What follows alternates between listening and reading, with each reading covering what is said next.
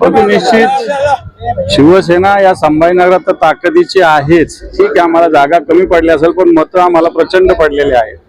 परंतु येणाऱ्या काळात नुसतं मतं न घेता त्याच्या जागामध्ये रूपांतर कशा पद्धतीनं करता येईल याच्यासाठी निश्चित शिवसैनिक नुसतं रांगड्या पद्धतीनं काम करतो, पण तो तांत्रिक पद्धतीनं काम केलं तर हे गोष्टी होऊ शकतात।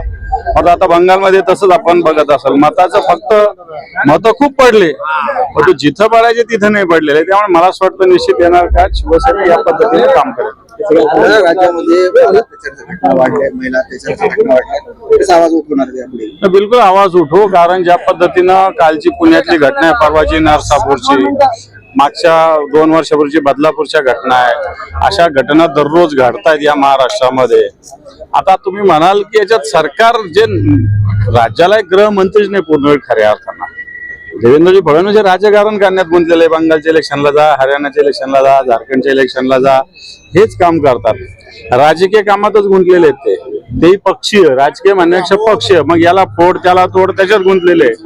राज्याकडे विशेषतः गृह विभागाकडे पूर्णपणे दुर्लक्ष आहे आणि कायद्याचा धाकच उरलेला नाही, त्याच्यामुळे गुन्हेगार मोकाट सुटलेले आहे। म्हणून मला असं वाटतं येणाऱ्या काळामध्ये विरोधी पक्षाला या भूमिका अग्रेसिव्हली घ्याव्या लागेल, त्याच्यासाठी निश्चित पुढाकार घेईल।